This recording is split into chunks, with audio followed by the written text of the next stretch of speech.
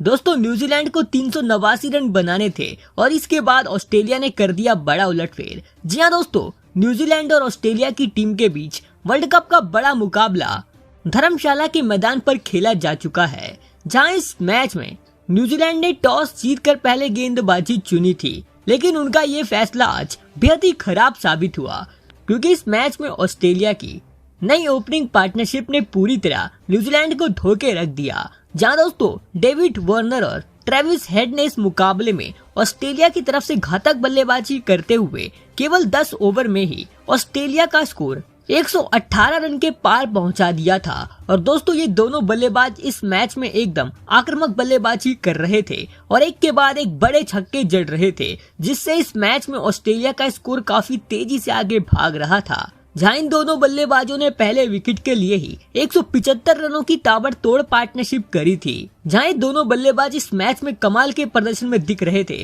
और दोनों ही अपने शतक की ओर काफी तेजी से बढ़ते जा रहे थे, लेकिन तभी 175 रन के स्कोर पर ग्लेन फिलिप्स ने डेविड वार्नर को आउट कर दिया और वार्नर 81 रन बनाकर आउट हुए थे। लेकिन एक तरफ ट्रेविस हेड ने कमाल का प्रदर्शन करते हुए अपने वर्ल्ड कप के पहले ही मैच में शानदार शतक जड़ दिया, लेकिन शतक जड़ने के बाद 200 रन के स्कोर पर ग्लेन फिलिप्स ने ट्रेविस हेड को क्लीन बोल्ड मार दिया था और ट्रेविस हेड 109 रनों की शानदार पारी खेलकर आउट हुए थे। जहां इसके बाद बैटिंग करने स्टीवन स्मिथ उतरे, लेकिन उनको भी ग्लेन फिलिप्स ने आउट कर दिया और स्मिथ 18 रन बनाकर आउट हो गए थे। जहां इसके बाद ऑस्ट्रेलिया के एक के बाद एक विकेट गिरे क्योंकि इसके बाद मिचेल मार्श 36 रन बनाकर सेंटनर की गेंद पर क्लीन बोल्ड हो गए थे। तो इसके बाद सेंटनर ने लबुशेन को भी आउट कर दिया था और वो 18 रन बना पाए थे। लेकिन इसके बाद बैटिंग करने मैक्सवेल उतरे और मैक्सवेल ने एक बार फिर से इस मैच में तहलका मचा दिया क्योंकि इस मैच में उन्होंने एक के बाद एक बड़े छक्के चौके जड़े, जिस वजह से उन्होंने केवल 24 गेंदों में 41 रन बना दिए थे।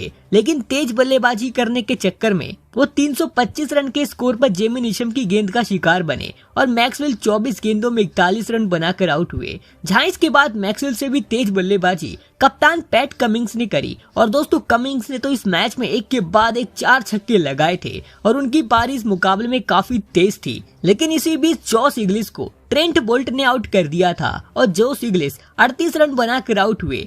तो इसके बाद ट्रेंट बोल्ट ने पैट कमिंग्स को भी आउट कर दिया था और दोस्तों कमिंग्स केवल 14 गेंदों में 37 रनों की तूफानी पारी खेलकर आउट हुए थे। उनकी स्ट्राइक रेट 264 की थी और इसके बाद ऑस्ट्रेलिया को आखिरी झटका मैट हेनरी ने देकर स्टार्क को आउट कर दिया और इस तरह ऑस्ट्रेलिया की टीम 388 रन बनाकर ऑल आउट हो गई थी। जहां इस मैच में न्यूजीलैंड की तरफ से ट्रेंट बोल्ट और ग्लेन फिलिप्स को 3-3 विकेट हाथ लगी थी, तो सेंटनर ने 2 विकेट चटकाए थे। अब इसके बाद जब न्यूजीलैंड की टीम टारगेट का पीछा करने उतरी तो फिर उनकी शुरुआत भी इस मुकाबले में काफी शानदार रही थी, लेकिन 61 रन के स्कोर पर उनको पहला झटका जोश हेजलवुड ने देकर डेविन कॉनवे को आउट कर दिया था और कॉनवे 28 रन बनाकर आउट हुए थे। तो कॉनवे के आउट होने के बाद 72 रन के स्कोर पर जोश हेजलवुड ने विल यंग को भी आउट कर दिया था और वो 32 रन बनाकर आउट हुए थे। जहां इसके बाद रचिन रविंद्रा और ड्रायल मिचेल ने न्यूजीलैंड की पारी को संभाला और ये दोनों बल्लेबाज इस मैच में काफी संभल कर बैटिंग कर रहे थे। जहां इसके बाद इन दोनों बल्लेबाजों ने कमाल का प्रदर्शन करते हुए न्यूजीलैंड का स्कोर 150 रन के पार पहुंचा दिया था और इन दोनों ही बल्लेबाजों ने अपना अर्धशतक भी पूरा कर लिया था। लेकिन 168 रन के स्कोर पर एडम जैम्पा ने ड्रायल मिचेल को आउट कर दिया था और वो 54 रन बनाकर आउट हुए थे। जहां इसके बाद बैटिंग करने कप्तान टॉम लैथम उतरे थे, लेकिन उनको भी जैम्पा ने आउट कर दिया था और लैथम 21 रन बनाकर आउट हुए थे। लेकिन एक तरफ इस मैच में रचिन रविंद्रा कमाल की बल्लेबाजी कर रहे थे और इसके बाद उन्होंने अपना शतक भी पूरा कर डाला था और उनके ये वर्ल्ड कप का दूसरा शतक हो चुका है। लेकिन इसी बीच मैक्सवेल ने ग्लेन फिलिप्स को आउट कर दिया और वो 12 रन बनाकर आउट हुए। तो इसके बाद पैट कमिंग्स ने 293 रन के स्कोर पर न्यूजीलैंड को सबसे बड़ा झटका देकर रचिन रविंद्रा को आउट कर दिया और रचिन रविंद्रा 116 रनों की शानदार पारी खेलकर आउट हुए थे।